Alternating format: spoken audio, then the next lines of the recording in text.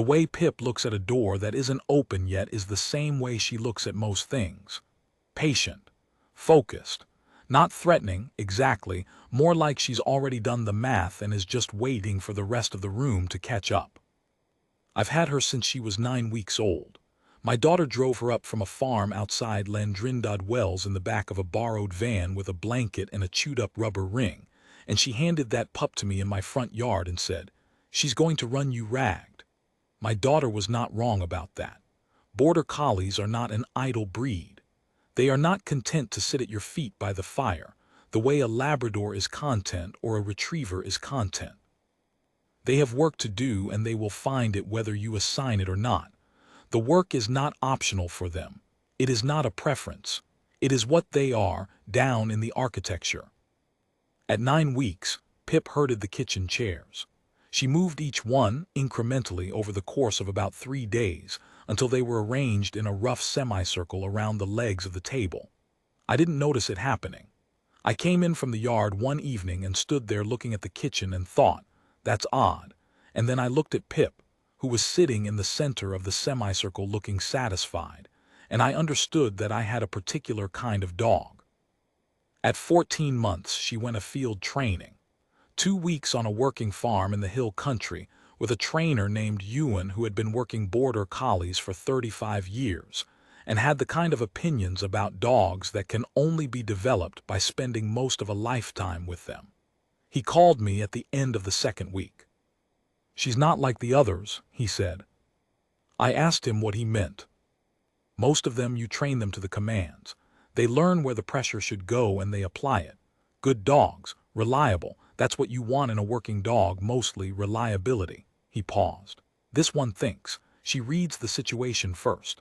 She'll take the command but she'll check it against what she's seeing, and if what she's seeing says the command is slightly off, she adjusts. She doesn't override the command, she refines it. I've had maybe 4 dogs in 35 years that do that." "Is that a problem?" "Depends what you want her for," he said. "If you want a dog that does exactly what you tell her, this isn't the dog. If you want a dog that gets the job done, this is the best dog I've trained in 20 years. I drove up and got her.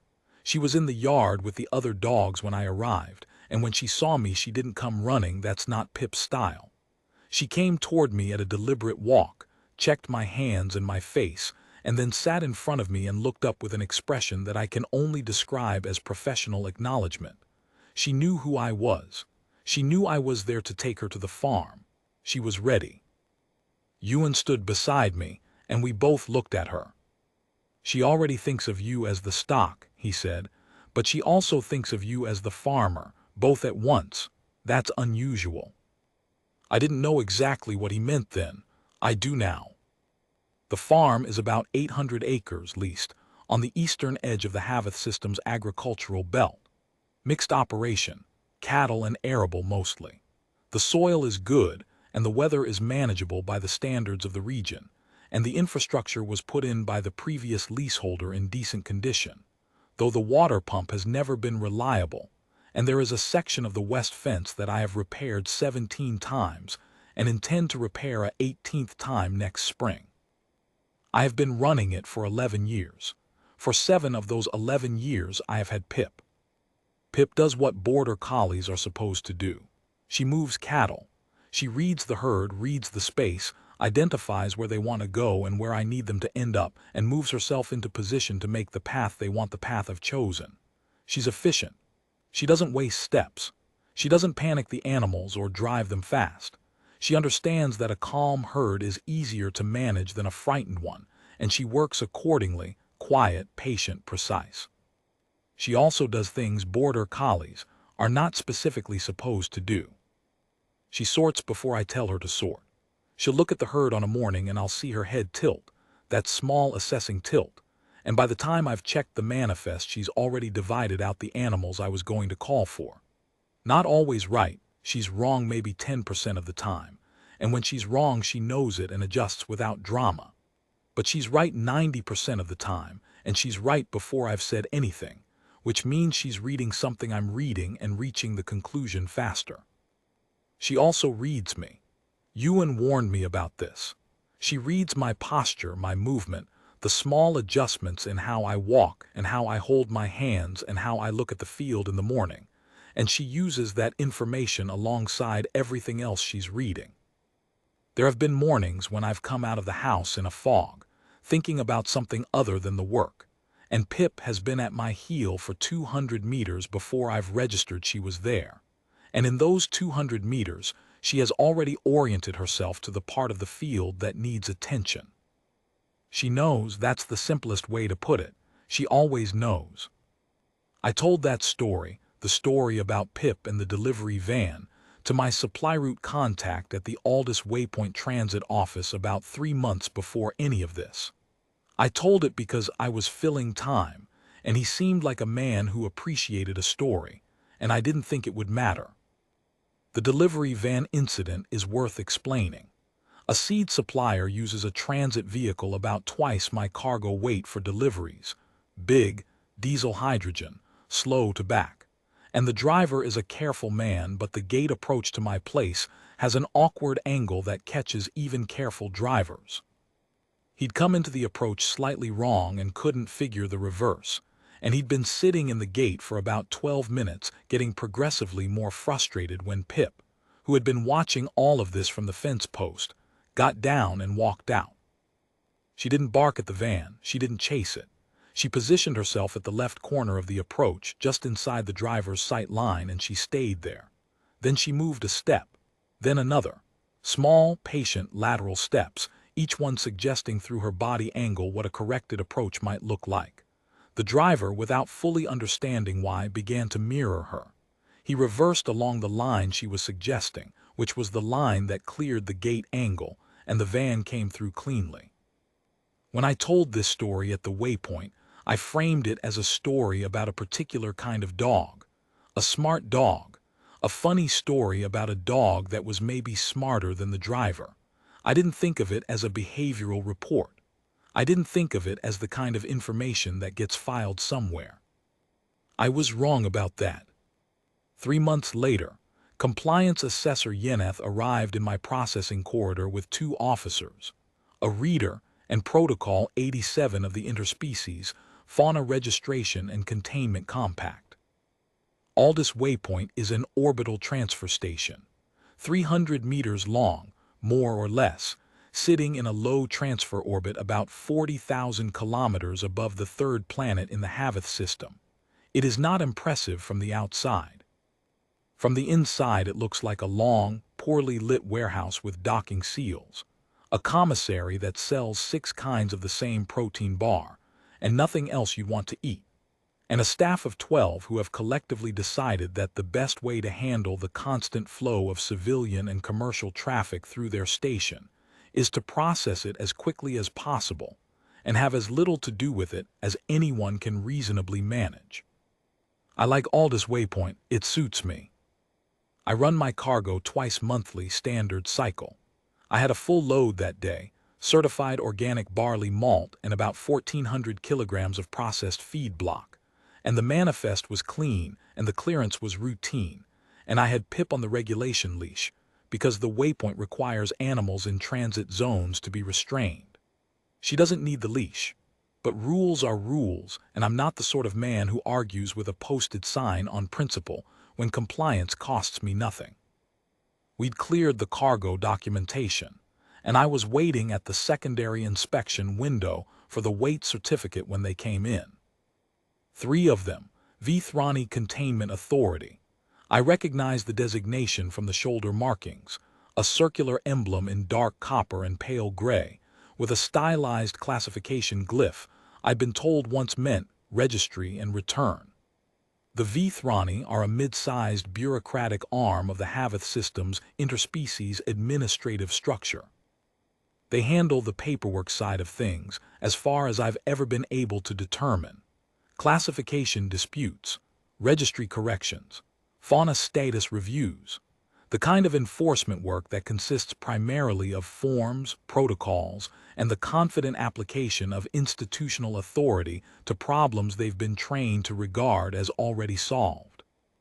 They wear armor, not combat armor, administrative armor, which is a particular class of protective equipment designed more to establish presence than to withstand anything. Pale gray plates over dark underlayers, the shoulder emblem large enough to read at a distance.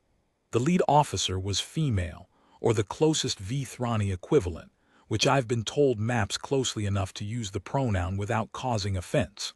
She was slightly taller than the two behind her. She had a reader in her hand, which was already lit and active. "Orland Marsh," she said. "That's right.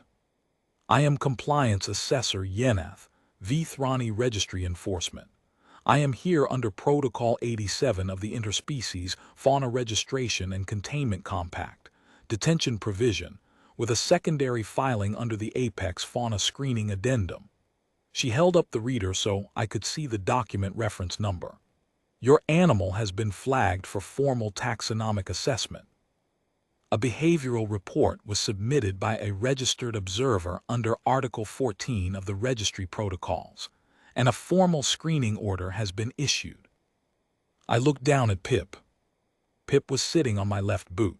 She had been sitting on my left boot at that particular angle since we came through the corridor's outer seal. She was watching Yeneth with a steady, mild expression.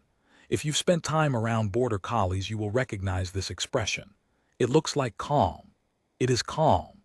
It is also something else, a kind of attention so complete and so still that it reads, to those who know how to read it, as something considerably more than calm. It reads as evaluation. As a dog that has already begun measuring what she's looking at and is waiting, with no particular urgency, for the relevant information to develop. Yeneth did not appear to know how to read it. "The animal is a border collie," I said. "Earth origin domestic canine. She's 7 years old. Her registration papers are filed with the Central Agricultural Fauna Registry, current and complete. We are aware of the registration." Yeneth's tone had the particular quality I associate with people who operate within well-defined authority structures, not unkind, not aggressive, simply certain. She had a protocol. The protocol covered this. She had every reason to believe the protocol would continue to cover it. The screening is standard procedure for any Earth origin animal whose behavioral profile has been flagged. You are not in violation of anything. We simply need to take the animal to the assessment bay for processing. "What was in the behavioral report?" I asked. "The specific content of reports submitted under Article 14 is held in the assessment file until the screening is complete. You will receive a full copy following determination." She said this easily, the way you say a thing you've said many times. "I understand it's frustrating. The protocol requires it." I nodded. "She's a working dog," I said. "She moves livestock, that's her function. Whatever was reported, that's what she was doing." "We are aware of the breed function." Yeneth gestured to the junior officer on her left, a shorter Vethrani with what I took to be a subcutaneous scanner, a handheld unit that I knew from prior experience with the registry system, was designed to assess biometric markers and read behavioral baseline profiles from physical proximity. Protocol requires independent assessment separate from the registered owner. We'll need you to step back, Mr. Marsh, and hand us the lead. The animal will be brought to the assessment bay. The process typically takes 40 to 60 minutes, and you will have the animal returned to you at the completion of the screening. I looked at Pip. Pip was looking at the three of them, not the lead officer specifically, all three of them, one at a time, in a slow, deliberate sequence. The officer on the left, the officer on the right, the lead officer. Then the equipment the scanner officer was carrying. Then the containment harness the third officer had across his chest. Reading. Cataloging. Her weight distributed evenly on all 4 feet in the particular way she stands when she's switched from observing to working. I stepped back. I handed Yeneth the lead. "I want to be clear about this. I did not instruct Pip to do anything. I did not make a hand signal. I did not give a verbal command, a whistle cue, or any other communicative act. I handed Yeneth the lead. I stepped back 2 paces. I folded my hands in front of me and I waited. Because I have had 7 years with this dog, and I have learned, thoroughly and without reservation, That when Pip has determined that something in her environment requires working, the most useful thing I can be is out of her way. The lead went tight. Not aggressively, there was no lunge, no pull, no resistance in the way a frightened or aggressive animal would resist. Pip simply had not moved, and Pip's stillness communicated itself down 20 feet of braided nylon leash with complete efficiency. Yennefer held the end of the lead. Pip held the other end. The lead was tight because there was a full extension of 20 feet between them, and Pip had not followed. "She'll move when she's ready," I said. Yennefer tugged. Gently, then a fraction more firmly. Pip did not move. The scanner officer moved to Pip's left flank and crouched slightly, reaching the scanner unit forward in what I recognized as a standard approach for taking a baseline biometric read from a stationary animal. The third officer, younger, broader in the shoulder, with the containment harness buckled across his chest, moved simultaneously to Pip's right, maintaining a separation of about 2 meters between himself and his colleague, which is the standard flanking spread I've seen used by every multi-officer animal management team I've ever encountered. Standard competent textbook. Pip watched them. She did not move. She did not growl. She did not bare her teeth or shift her posture in any way that any behavioral taxonomy would classify as threat display. She watched them the way she watches a gate that hasn't been opened yet. The scanner officer extended his unit toward her. Pip took one step to her left. It was a small step, deliberate, unhurried. It brought her body directly between the scanner unit and the scanner officer's approach angle in a way that was complete without being aggressive, the way a door closes. The scanner officer corrected to his right to maintain the approach angle. Pip took one step to her right. The scanner officer corrected again. Pip did not respond immediately. She waited, let him settle, and then she stepped left once more, a slightly wider arc this time, and the scanner officer stepped right again, and this time he was no longer at Pip's 3 o'clock. He was at roughly her 4:30, and he was 2 meters further from the corridor wall than he'd been when he started, and neither of these facts seemed to have registered in his awareness as deliberate repositioning. It had felt, from inside the sequence, like a series of small corrections in response to a moving animal. From outside, from where I was standing, it was a sequence of positions Pip had chosen and the scanner officer had been guided into. He stopped. He seemed to recognize that something wasn't proceeding as expected. He looked at Pip. Pip was looking at the lead officer. The third officer, the one with the containment harness, tried a different approach. He moved in from a diagonal behind Pip's right shoulder, which is a good angle for containment work on most animals because it puts you outside the animal's primary visual range and reduces the chance of triggering a threat response.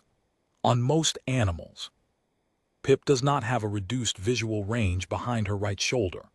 Pip has, in practice, a near-complete spatial map of everything within about 20 meters of her at any given moment, maintained continuously and updated constantly by sound, scent, air movement, and the small pressure changes in the floor that her feet read without her appearing to attend to them.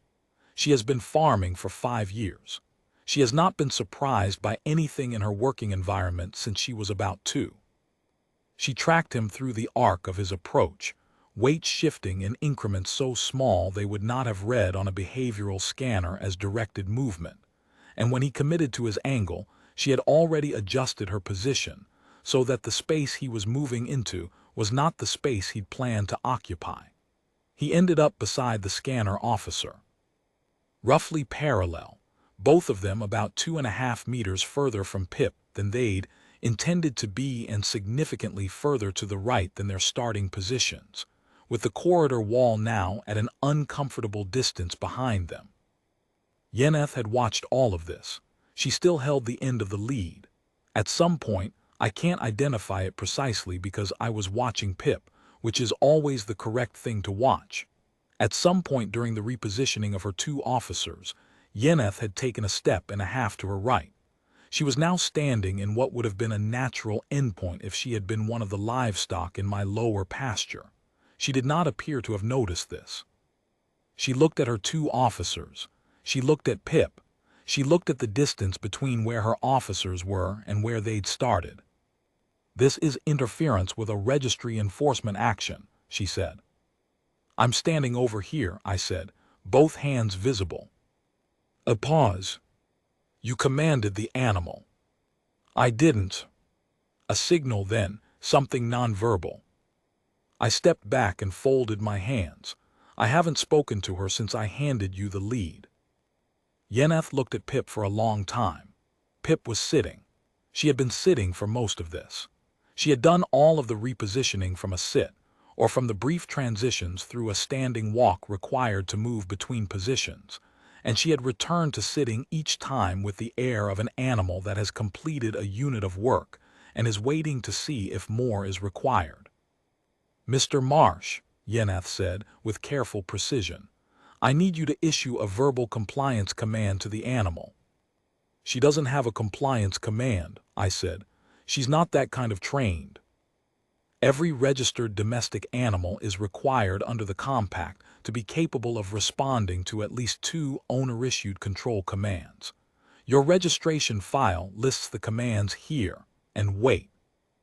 "Those are true," I said. "She knows here and she knows wait.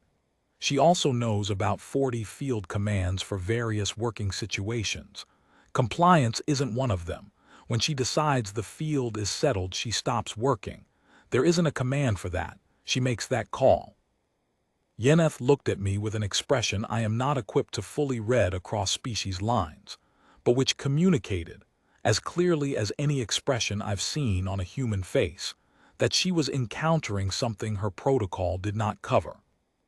The scanner officer said something in Vethrani. The third officer said something back. Yennefer held up a hand and they were quiet. "Mr. Marsh," she said, "I'm going to ask you to collect your animal and step to the far end of the corridor while I consult with my colleagues." "All right," I said. I walked to Pip. I picked up the free end of the lead. Yennefer had set it down at some point during the repositioning without, I think, noticing she'd done so, and I put my hand at the back of Pip's neck, at the place behind her ears where she likes to be scratched, and where my hand resting communicates to her, without words, that the immediate work is acknowledged and that we're in a waiting state. Pip stood up. She stood and turned, and as she turned she came around on a gentle arc that brought her facing the 3 officers directly for a moment before she settled against my leg, and in that moment she looked at each of them with the calm, complete attention of a dog that has assessed the room and found it settled to her satisfaction. Not victorious, not threatening, just finished. The way she looks when the cattle are sorted and the gate is closed and the job is done. The scanner officer took a small, involuntary step back. He caught himself, he straightened, but the step had happened. I walked Pip to the far end of the corridor and stood there while the 3 officers conferred quietly in Vethrani. I couldn't hear most of it and couldn't have followed all of it if I had, but I caught a word Yennefer used twice, which I knew from the Haveth administrative portal as a term in the Apex fauna regulatory vocabulary. I had looked it up once, for other reasons, when I was going through the compact documentation. It translated approximately as exhibits non-standard influence on environmental configuration. It was a technical classification note. She was using it to describe what Pip had done to her officers' positions in the corridor. The conference lasted about 4 minutes. Then Yennefer came toward me, and her 2 officers stayed where they were, and I noticed that they stayed where they were with a particular quality of staying, not casual, not relaxed, but the careful stillness of people who had learned in the last 10 minutes that moving through this space had outcomes they couldn't fully predict, and were electing, for now, not to test it further. "Mr. Marsh," Yennefer said. She had her reader out again. "I need to inform you that the standard assessment protocol requires a minimum of 40 minutes of independent behavioral observation in a controlled assessment environment.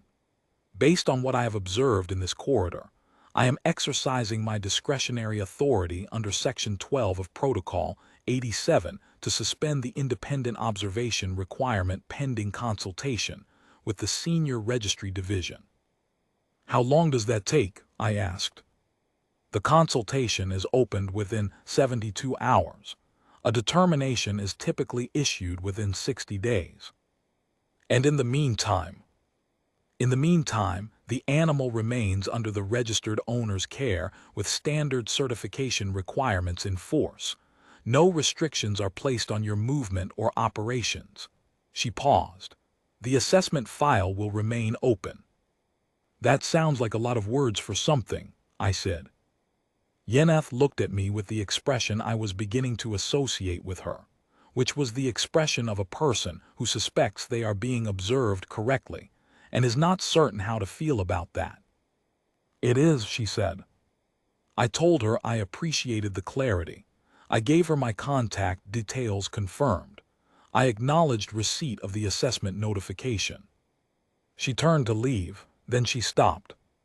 Mr. Marsh, she said without turning back. Yes. You said she shapes the available directions. I did. A pause. Does she do that with you as well? I thought about Ewan telling me she thought of me as both the stock and the farmer. I thought about the way she'd been at my heel in the morning fog, already oriented to the field, already working, before I'd registered she was there. Probably, I said. I wouldn't always know. Yennefer nodded once, a precise, formal nod that seemed to mark the end of something, and walked down the corridor. Her two officers followed. They passed through the outer seal and it closed behind them. I looked at Pip. Pip looked up at me. I said, all right. She shook herself once, ears flopping, the casual full-body shake she does when a task is finished, and then she sat back down on my boot, and that was that. I got my weight certificate. I got my docking clearance. The young woman at the inspection window stamped my manifest without looking up, and then, as I was turning to go, she leaned over the counter and looked at Pip. Was that the Vethrani registry? Yes, I said. Were they here for your dog? They were. She looked at Pip for a moment. Pip looked back at her with the mild, even attention she gives everything that isn't currently a problem. Huh, the young woman said. I didn't ask her what she meant. I had a sense I knew. The Waypoint staff see registry enforcement work occasionally, and they know what it usually looks like. It usually looks like an officer leading an animal to an assessment bay while the owner follows at a distance. It doesn't usually look like 3 officers standing in a line against a corridor wall.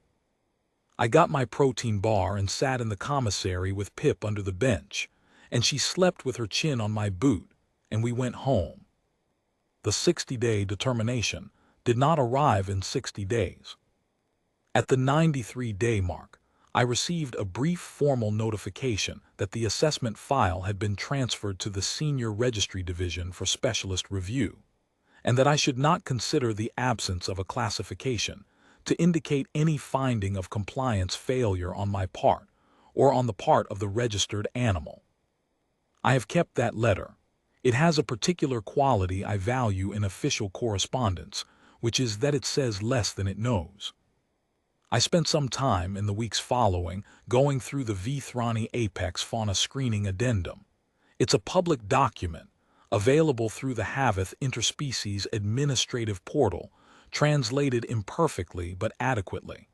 The addendum was adopted about 14 years ago.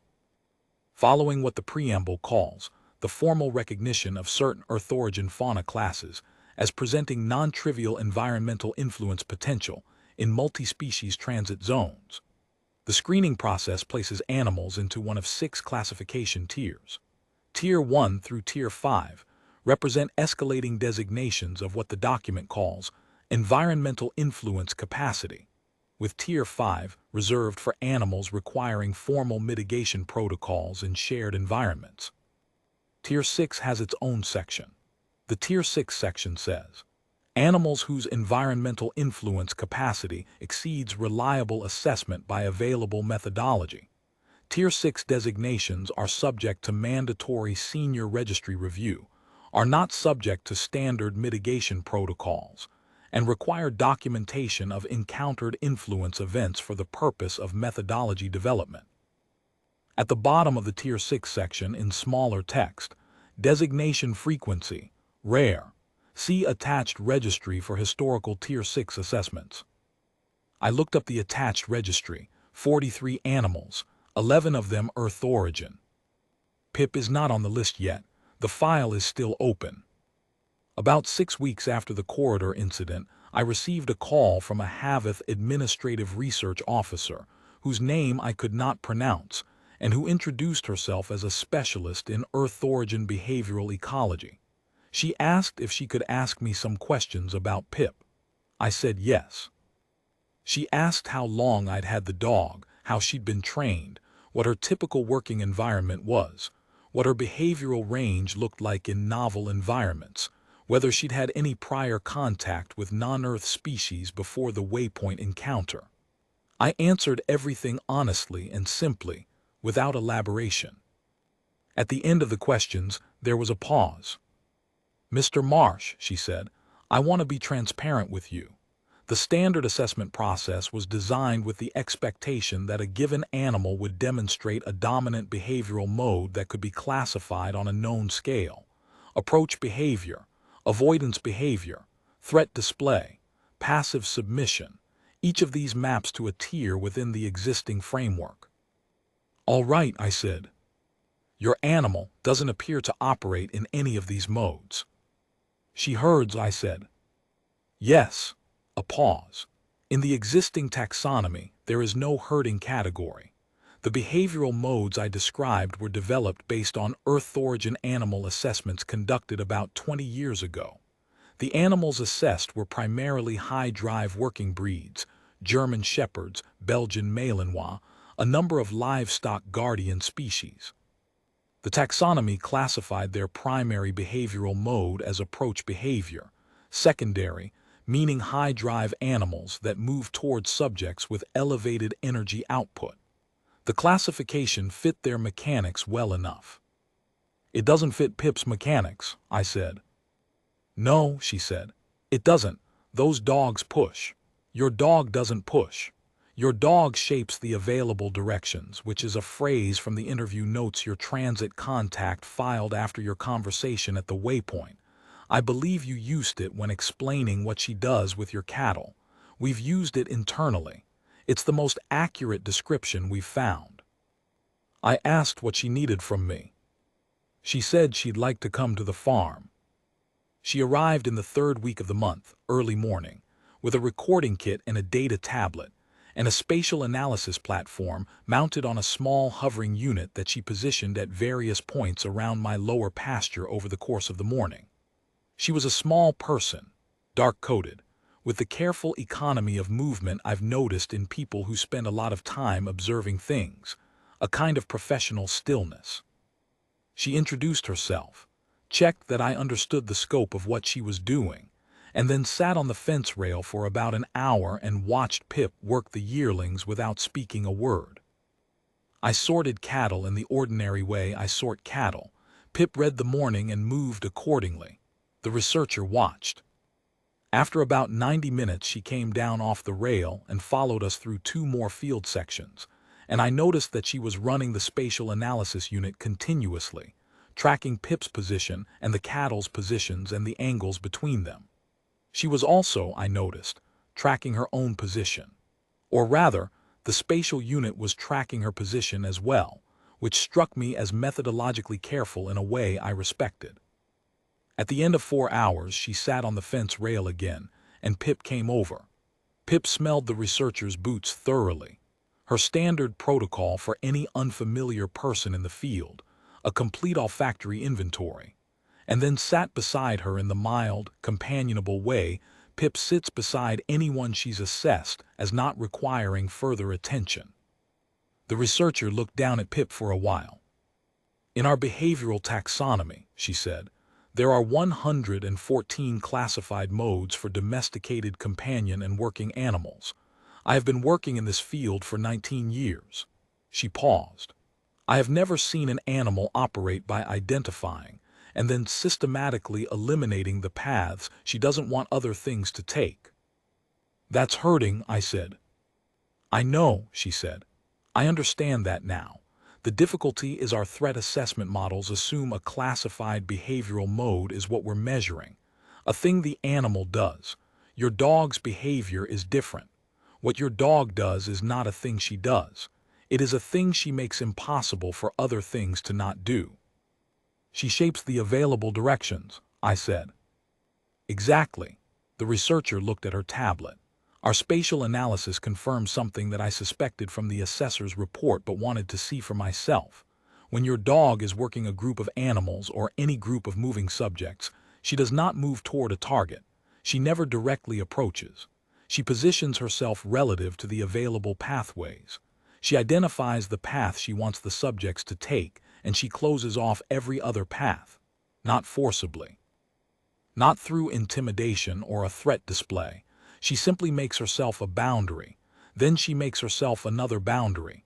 Then another. The subjects can move wherever they want to. They can't go anywhere except where she's decided. I said, yes, that's right. The researcher was quiet for a moment. Mr. Marsh, she said, in the corridor at the Aldous waypoint, Assessor Yeneth and her officers were not moved aggressively. They were not chased or driven or threatened. They were repositioned by a sequence of incremental boundary placements that were each individually too small to recognize as directed action, which accumulated over approximately 4 minutes into a complete spatial reorganization of the room. She looked at the spatial analysis data on her tablet. The geometry of their final positions matches, almost exactly, the containment endpoint geometry she uses at the end of a cattle sort. The endpoint where the animals are settled, the field is closed, and the sort is done. I looked at Pip. Pip was watching the fence line. There was a section of it, about 200 meters out, where one of the yearlings was moving along the wire in the way they move when they're thinking about testing it, and Pip had identified this and was monitoring it with the particular quality of attention that means she's ready but not yet acting. She read the room, I said. She settled what needed settling. Yes, the researcher said. That is precisely what she did. Another pause. The problem from the registry's perspective is that the room was 3 Vethrani Containment Authority officers and a processing corridor, not a cattle paddock. She can't tell the difference, I said. Not in a way that matters to her. A thing that needs moving is a thing that needs moving. The researcher looked at me. That is, she said slowly, a significantly more unsettling statement than you appear to realize. I thought about it. I didn't disagree with her. She packed up her equipment at midday, and I made tea and we sat in the yard for a while. She asked me if Pip had ever failed to settle a situation she decided needed settling. I thought about it carefully and answered honestly. Once. About 3 years ago, there had been a bull in the east field that had gotten to a disposition I wasn't comfortable with, and Pip had read the situation and started working it, and the bull hadn't settled, and Pip had held the position for about 40 minutes before I came with the vehicle and moved the animal differently. She hadn't given up. She just continued to hold the perimeter until there was another way to complete the sort. The researcher wrote that down.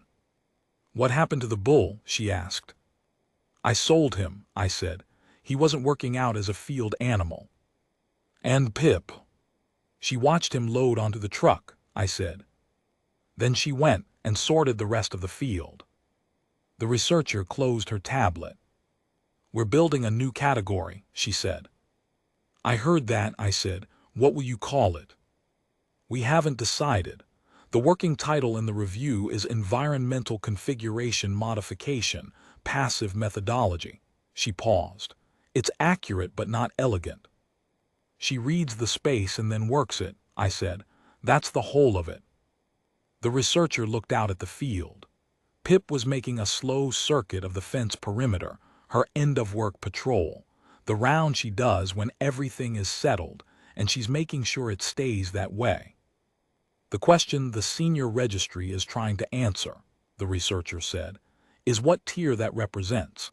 And the answer to that question is proving difficult because the tier classifications all assume that what you're measuring is a capacity to act upon subjects. Your dog's capacity is different. Her capacity is to act upon available space in a way that determines what subjects can do. And that's harder to tier, I said.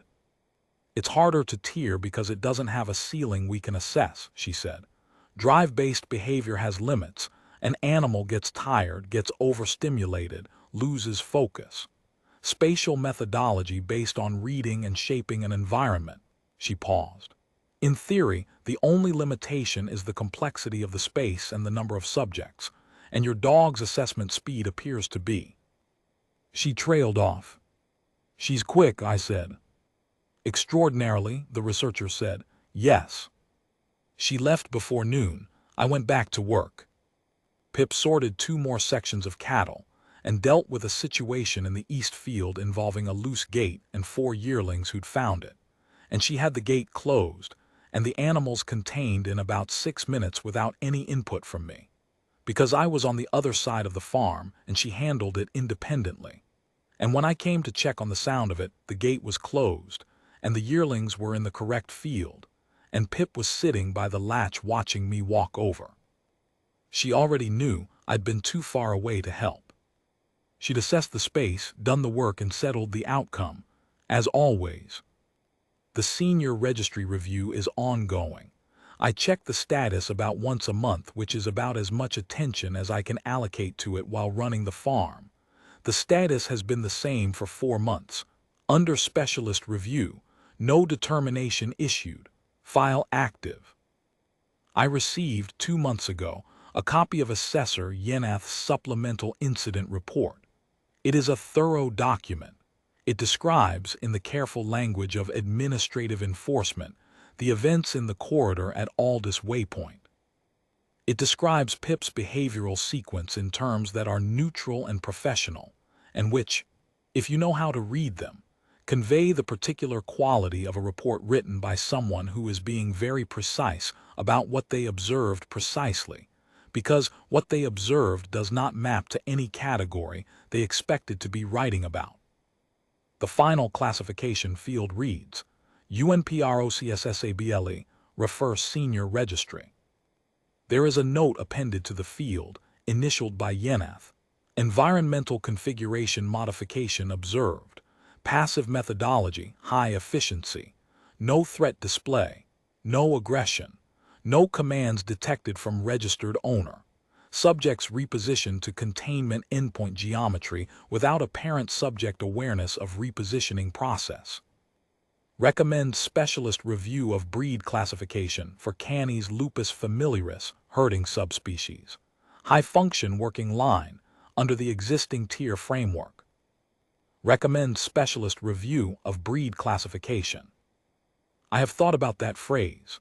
I have thought about the 43 animals on the Tier 6 historical registry, and the 11 Earth origin ones, and the researchers building new categories, and Assessor Yenath's 2 officers standing in a line without knowing how they got there. I think about it when Pip sorts the morning, and when she reads the yearlings in the east field before I've checked the manifest, and when she patrols the fence at the end of the day, and when she sleeps with her chin on my boot and her eyes half open because she is, even in sleep, reading the space. A good working dog never fully stops working. Last Tuesday Pip was out in the paddock at about 3 in the afternoon, when I was in the machinery shed with my hands in a hydraulic line, and couldn't get to her for 20 minutes. When I came out, she had sorted the lower pasture cattle into 2 groups with a gap of about 40 meters between them, and she was sitting beside the water trough at the southern end of the lower field, watching it with the particular quality of attention she gives to things that have been identified as a problem and placed under monitoring. I tested the trough. Contaminated. Algal bloom, the kind that builds up silently in warm weather and doesn't show until you look at the water closely. It would have sickened about half the herd over 3 days if they'd kept drinking from it. It would have cost me more time and more animals than I want to think about. I hadn't known the trough was contaminated. I hadn't told her to look for it. She'd read the space, read the cattle, read something in how they were moving near the southern end of the field and drawn a conclusion and acted on it and sorted the result and been sitting there waiting for me to come and see what she'd found. I stood in the yard for a long while. The afternoon was long and the light was going gold, and there were two groups of cattle in the lower field, clean and separated, and Pip sat by the trough with the patience of a dog that has done what needed doing and is now waiting for the world to catch up with what she knows. I crouched down.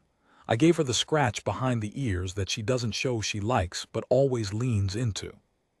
"Good dog," I said. She wagged twice. Not more than twice. She doesn't overstate. Then she stood up and went back to work, because the fence line needed checking and the east paddock had a gate she'd been watching since morning, and the light wasn't gone yet, and there was still space to read. There is always space to read. The file is still open. I don't think anyone is in a hurry to close it. There is one more thing I should tell, because I've glossed over it and the glossing is dishonest. About 3 weeks after the first waypoint incident, I made my regular cargo run. Standard load, standard manifest. I didn't know whether the assessment file would change anything about my clearance status, so I'd gone through the certification documentation the evening before and confirmed everything was current. It was. Pip's registration, health certification, the agricultural transport permit, all current. We came through the outer seal of the processing corridor, Pip on the regulation leash. There were 2 waypoint staff in the corridor that I didn't usually see there. They weren't doing anything specific. They were standing near the secondary inspection window, talking. When I came through, they stopped talking.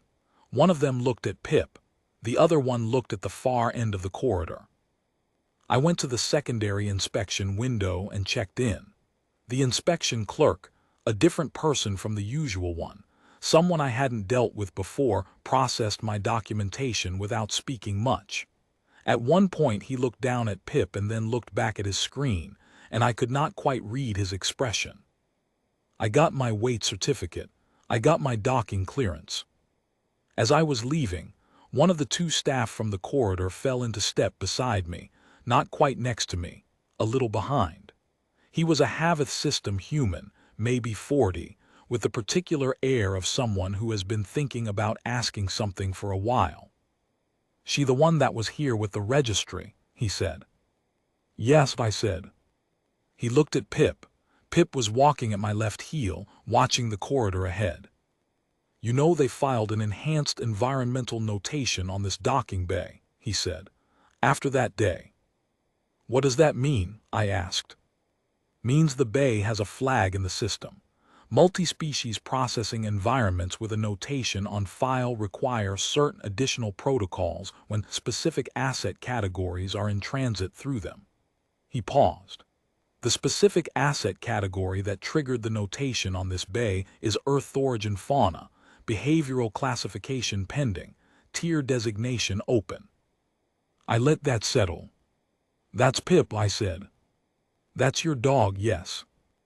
What does the enhanced notation actually do?"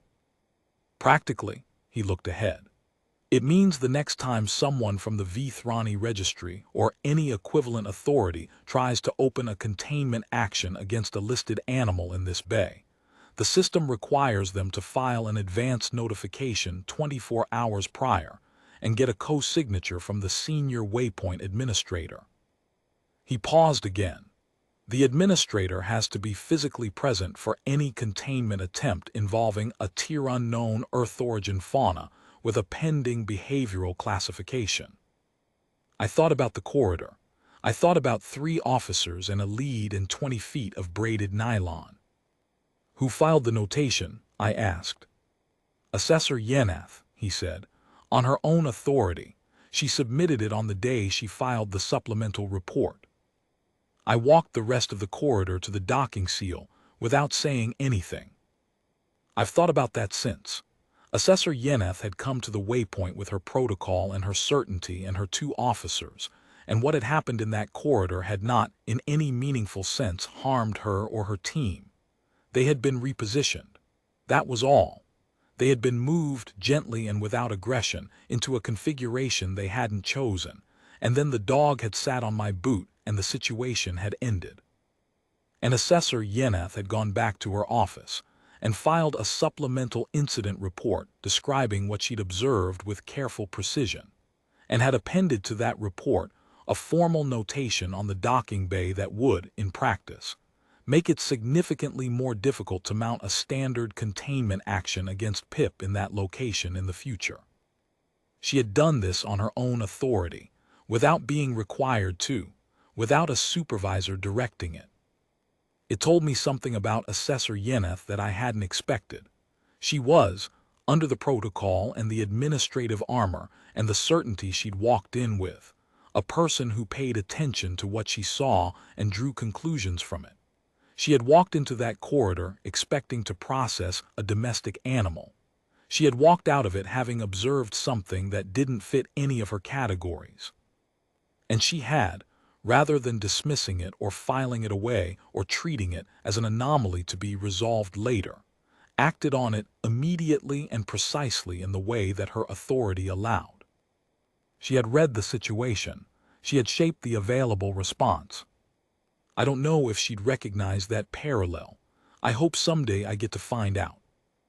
There is another thing I've been sitting on, which is a conversation I had with my daughter, who is 34 and works in veterinary epidemiology on a station about 6 transits from here. She calls every other week and I tell her about the farm, and she tells me about her work, and we are both, by temperament, the kind of people who communicate efficiently and don't over-elaborate. I told her about the registry visit about a week after it happened, the whole of it, more or less as I've written it here. She was quiet for a moment. "That's Pip," she said. "Yes," I said. "I mean, that's not a surprise. That's just what she does." "I know. Do you remember when you came to pick her up from Ewan?" she said. "I do. He called me the night before you came. He called me to ask if I was sure you could handle her." "I didn't know that. What did you tell him?" "I told him you were the most stubborn person I'd ever met and that you'd been working this farm alone for 4 years and that if anyone could keep up with a dog like that, it was probably you." She paused. "He said that wasn't the question. He said the question was whether you'd understand what you were getting." "What did you say?" "I said you were observant, that you paid attention to things." Another pause. He seemed to think that was sufficient. I thought about that conversation for a long time after we hung up. I thought about what it meant that Ewan had called her. He'd been working dogs for 35 years. He'd had, by his own account, 4 dogs in that time that thought the way Pip thinks. He knew what he had when he had her. He was careful about where she went. He sent her to a farm in the Haveth agricultural belt, because my daughter told him I paid attention. I don't know whether to be flattered by that or unsettled, maybe both. Here is what I know at the end of all of this about border collies, about this one in particular. Pip weighs 18 kilograms. She has been carefully, thoroughly, and conventionally trained as a working farm dog. She has not been modified, enhanced, or subjected to any behavioral conditioning that any registry or regulatory body would flag as significant. She is, on paper, a medium-sized domestic herding dog. What she is in practice is a system, a continuous, self-correcting, environmentally adaptive system that runs without interruption and without instruction and without the need for approval. She reads the space. She identifies the configuration that resolves the problem. She closes off the paths that lead away from that resolution. She holds her positions until the environment settles. She does this with cattle, and she does this with people, and she does it with Vethrani containment authority officers in orbital processing corridors, because to Pip there is no meaningful difference between these categories. They are all things in a space. They are all things that can be moved. The moved things, in my experience, do not always understand that they have been moved. That is, I think, part of the design.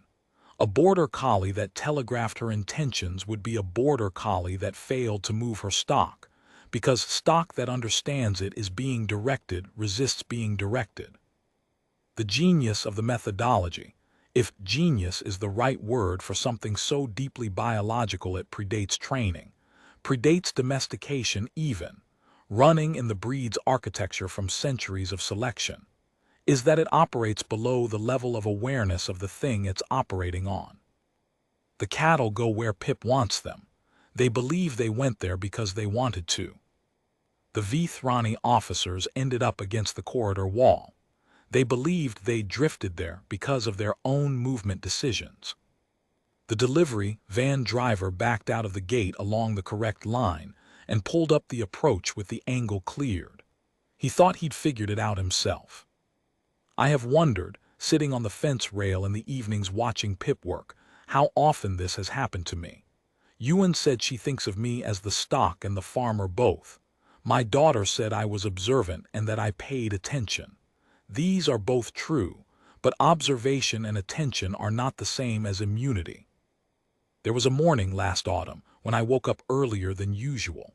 I couldn't account for why. No sound, no alarm, just an alertness that came from nowhere and sent me out to the yard in the low gray light an hour before I normally would have started.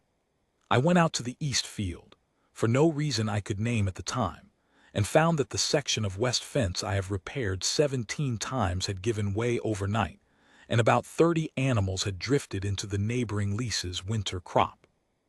I got them out before there was any real damage. It cost me an hour and a half instead of an entire morning. I don't know what woke me up. Pip was not in the yard when I came out. She was already at the east field gate. She had apparently been there for some time. I have thought about that morning more than once. I have not resolved what I think about it. I'll say this, I trust her, completely, unreservedly, in the way that you trust something that has demonstrated over 7 years of daily evidence that its judgment about the field is at least as good as yours and frequently better. I trust her the way I trust a good fence or a reliable pump, not emotionally, particularly, though there is that too, but functionally. She is the thing that makes the system work. She is the thing I orient around without always knowing I'm doing it. The classification file is still open. The senior registry will eventually build their category and assign a tier, and send me a determination in formal language with a reference number and 2 copies. I'll read it. I'll file it. I'll probably agree with most of what it says, in the way that you agree with an accurate description of something you have been looking at for a long time. And then I'll go out to the field, and Pip will already be there, reading the morning, reading the space, reading whatever needs reading, and whatever the registry calls what she does, out there with the cattle and the long light and the fence line that needs fixing again. It will still be what it has always been. She reads the space, she works it. She is good at that. That is the whole of it.